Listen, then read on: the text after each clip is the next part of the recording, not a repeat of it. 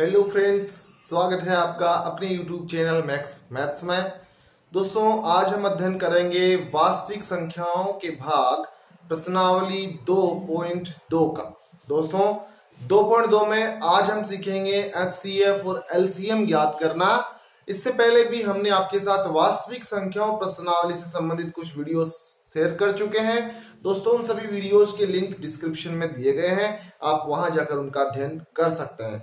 सबसे इंपॉर्टेंट और महत्वपूर्ण आज हम जो प्रश्न पढ़ने वाले हैं दोस्तों, आपने सुना होगा, अगर नहीं सुना तो सुनिए।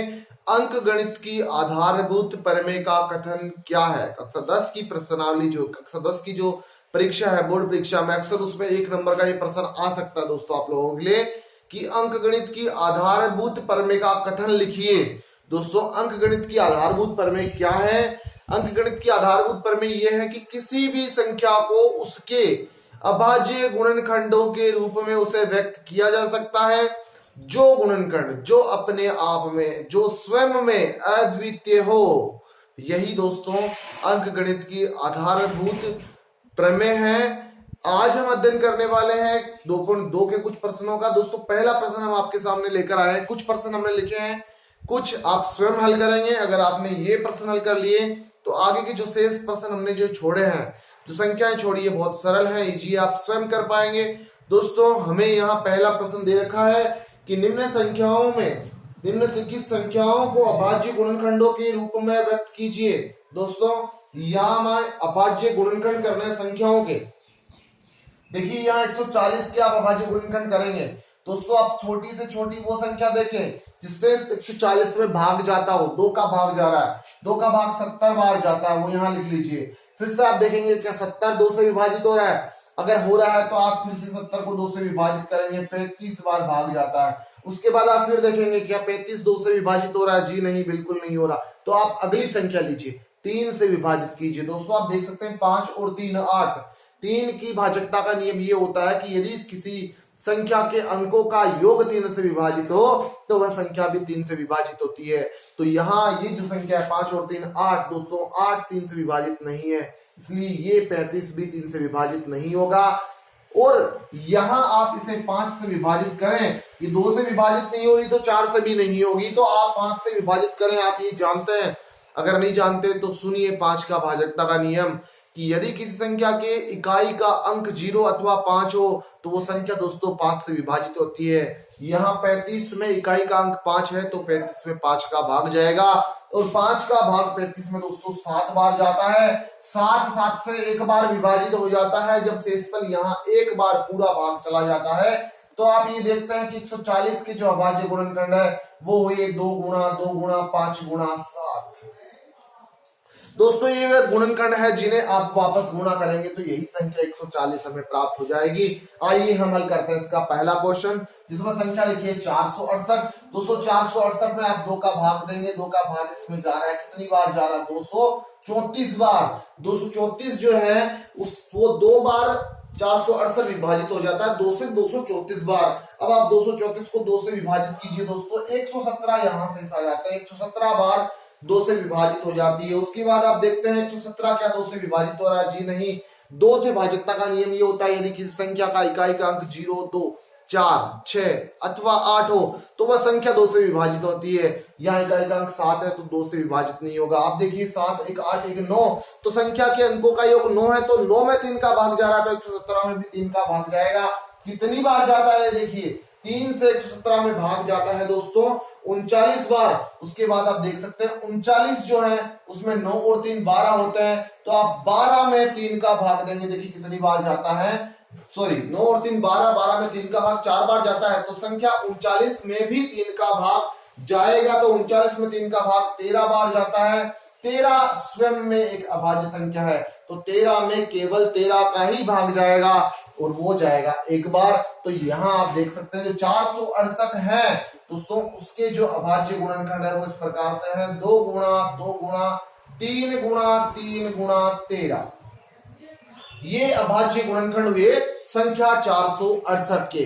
अब हम बात करते हैं संख्या 3825 की। दोस्तों, 3825 को आप विभाजित करेंगे कि इसमें किस संख्या का भाग जा रहा है, तो आप यहाँ देख रहे हैं कि यहाँ इकाई अंक 5 है तो 2 से विभाजित नहीं होगी। अब देखिए अंकों का योग 8 और 2 10 और ये 5 और 3 8 18 हो जाते हैं। क्या 18 जो है वो 3 से विभाजित होते हैं? जी हाँ होते हैं। तो ये संख्या जो होगी 3825 ये 3 से विभाजित होगी 1275 बार। ये देखिए 3 से विभाजित होगी 1275 बार। इसके बाद आप देखिए 1275 में अंकों का योग जो है वो क्या 3 से विभाजित होता है? तो 7 और 5 12 और 3 15 बिल्कुल हो रहा है। तो ये संख्या भी 3 से विभाजित होगी और ये विभाजित होती है 3 से 425 बार।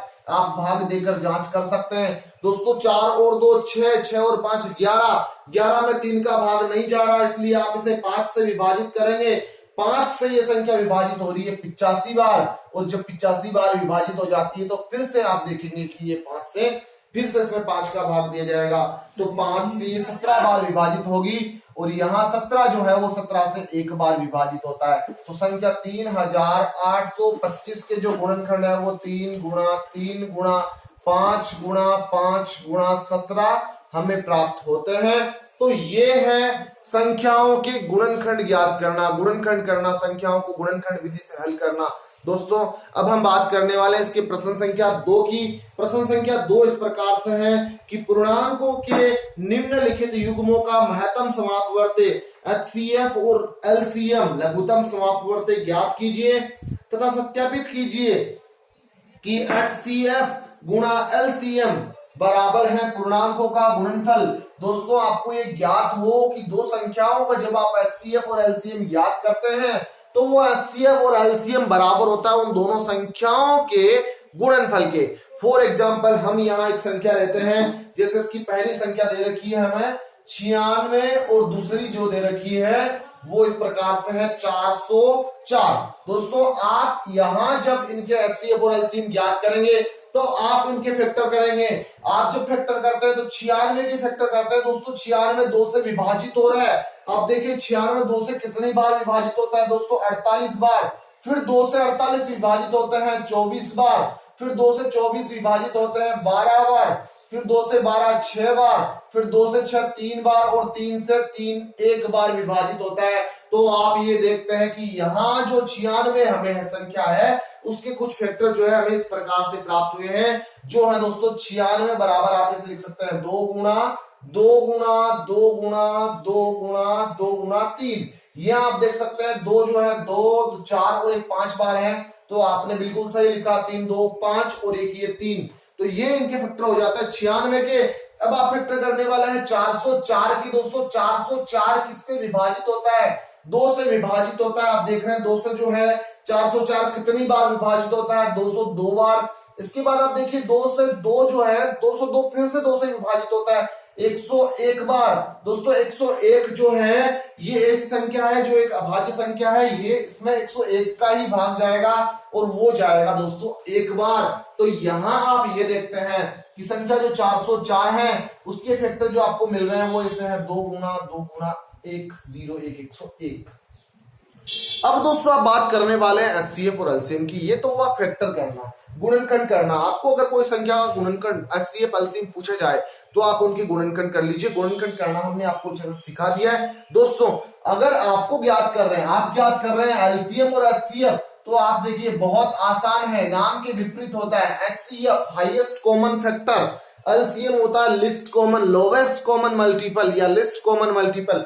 फ्रेंड्स HCF का जो नाम होता है हाईएस्ट कॉमन फैक्टर, ये नाम से होता है हाईएस्ट यानी बड़ी संख्या, लेकिन नाम के विपरीत होता है HCF हमेशा छोटी संख्या प्राप्त होती है LCM की। और लिस्ट कॉमन मल्टीपल या लोवेस्ट कॉमन मल्टीपल, मतलब लोवेस्ट का मतलब होता है छोटा, लेकिन यहाँ LCM जो होता है वो बड़ा प्राप्त होता है HCF से। दोस्तों जो कॉमन हम यहाँ जो गुणनखंड हमने किए हैं इनके, आप यहाँ देखिए इनमें कॉमन फैक्टर कितने हो रहे हैं। यहाँ देखिए 2 इसमें भी है, इसमें भी है, 2 इसमें भी है और इसमें भी है। फिर आप देखते हैं 101 यहाँ नहीं है, 2 यहाँ है पर यहाँ नहीं है। यहाँ जो थे वो पेयर में आ गए, जोड़े में आ गए। दोस्तों HCF का मतलब यही हुआ, जिन संख्याओं के जोड़े बनते हैं उन संख्याओं का गुणनफल ही HCF होता है। यहाँ जोड़े केवल 2 के बन रहे हैं, वो भी 2 बार, तो 2 और 2 को गुणा कर लीजिए। ये जो 2 संख्याएं हैं उनके HCF हमें 4 प्राप्त होते हैं। तो दोस्तों ये तो होता है HCF ज्ञात करना। फिर से सीख लीजिए, संख्याओं के गुणनखंड करेंगे जिन संख्याओं के जोड़े बन रहे हैं, दोनों में जिनके पेड़ बन रहे हैं दोस्तों, उन्हीं संख्याओं का गुणनफल एचसीएफ होता है, सदैव ऐसा होता है। आप एलसीएम की बात करें तो एलसीएम में क्या होता है, जोड़ा होने के साथ जोड़े में जो संख्या है वो तो आएगी और शेष बची सारी संख्याएं भी आप ले लीजिए। तो दोस्तों एलसीएम की आप बात करें, देखिए जोड़े में कौन सी संख्या है, 2 गुणा 2 ये है। इसके बाद कौन शेष रह गया, ये सारी संख्या शेष रह गई, लिख लीजिए गुणा में। तो 2 कितनी बार रह गया, 1 2 3 बार, तो 2 गुणा 2 और क्या रह गया, 3 रह गया, ये 3 भी लिख लीजिए। इसके बाद देखिए क्या रह गया, 101 रह गया, 101 भी लिख लीजिए। आप इनको गुणा कर लीजिए, एलसीएम प्राप्त हो जाता है। तो देखिए कैसे, 2 गुणा 2 4, 4 दूनी 8, 8 दूनी 16, 16 दूनी 32 और ये 3 गुणा 101, आप इनको गुणा कर लीजिए। यहाँ 16 दूनी 32 हो रहा है, यहाँ देखिए 3 को आप इससे गुणा कर लीजिए पहले, 3 गुणा 101, तो 3 दूनी 6, 3 3 9, 96 को आप 101 से गुणा कर लीजिए। दोस्तों हमें क्या प्राप्त होगा, एलसीएम प्राप्त होगा। गुणा कर रहे हैं 101 को 96 से, 6 कम 6 0, 6 कम 6 9 का 9 हो जाता है, 0 हो जाता है, 9 हो जाता है, 6 9 6 9। हमें इनका जो एलसीएम है दोस्तों वो प्राप्त होता है 96, क्योंकि इनका जो सॉल्यूशन है वो ये हमें प्राप्त हुआ है। तो आप ये देखते हैं कि संख्याओं का एचसीएफ वो होता है जो कॉमन फैक्टर है, जो कॉमन है, उभयनिष्ठ है, दोनों में आ रहे हैं, जिनके जोड़े बन रहे हैं, और बाकी सारे और कॉमन फैक्टर सभी का गुणनफल होता है एलसीएम। दोस्तों हमारा यहाँ प्रश्न ये दिया गया है कि यदि 2 संख्याएं आपको दी गई है तो आप जांच कीजिए कि दोनों संख्याओं का एलसीएम गुणा एचसीएफ बराबर होता है दोनों संख्याओं के गुणनफल के। दोस्तों ये जांच कर रहे हैं हम लोग, एचसीएफ गुणा एलसीएम बराबर होता है ए गुणा बी, दी गई संख्याओं के गुणनफल के। एचसीएफ का मान 4 था।